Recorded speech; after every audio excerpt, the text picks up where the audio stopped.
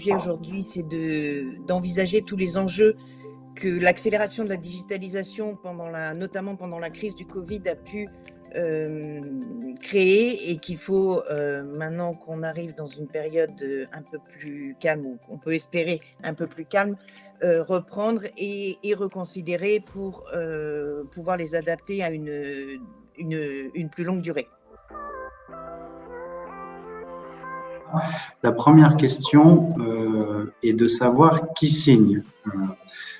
Globalement, juridiquement, seul le représentant légal, alors le président dans une SAS ou le directeur général, ou le président du conseil d'administration, ou le gérant, suivant le type des sociétés, est légalement habilité à représenter et donc signer des contrats ou signer des engagements ou engager la société. Il ne faut pas imaginer ou supposer que le fait de recevoir une invitation à signer vaut délégation.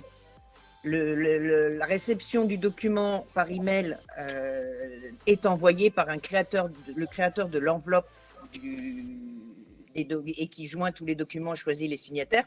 Pour l'autant, ce n'est pas lui qui délègue le pouvoir. Donc attention, cette invitation à signer un document électroniquement ne vaut pas délégation.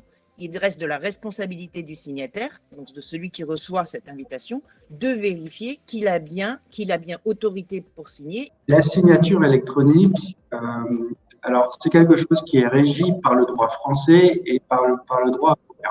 Donc, le Code civil, maintenant, l'article 1367, alinéa 2 du Code civil, prévoit la possibilité de signer électroniquement des actes et confère une présomption de validité de la signature.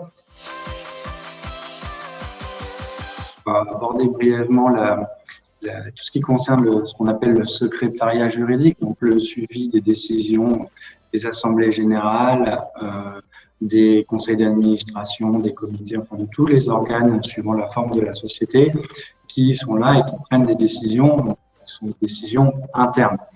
Mais pourtant, c'est une matière essentielle parce que c'est ce qui m'ont déjà, c'est un des éléments, si on a un secrétariat juridique bien tenu, du sérieux de la gestion de la société, même des choses que l'on regarde, et notamment par exemple que nous, les avocats, on audite, on a des acquisitions, par exemple, c'est un des plus importants, et c'est ce qui permet de voir toute l'organisation de la société.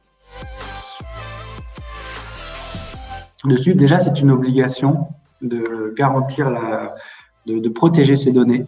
Ça, c'est important. Donc, c'est pas un luxe, c'est une obligation.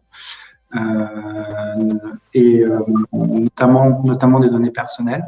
On l'abordera rapidement tout à l'heure.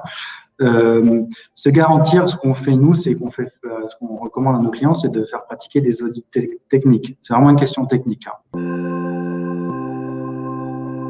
Clairement, si ces processus-là ont été mis en place un peu dans l'urgence pendant le Covid, il est probable ou il est possible que pour parer à cette situation, les juristes aient utilisé leur carte bancaire personnelle et fait des notes de frais.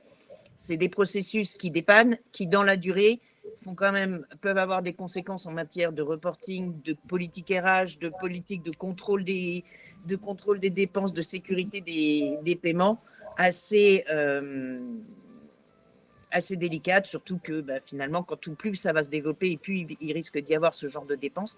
Donc, il y a peut-être un processus sur le mode de paiement à remettre à plat et revérifier comment ces outils-là ont été utilisés en matière de mode de paiement.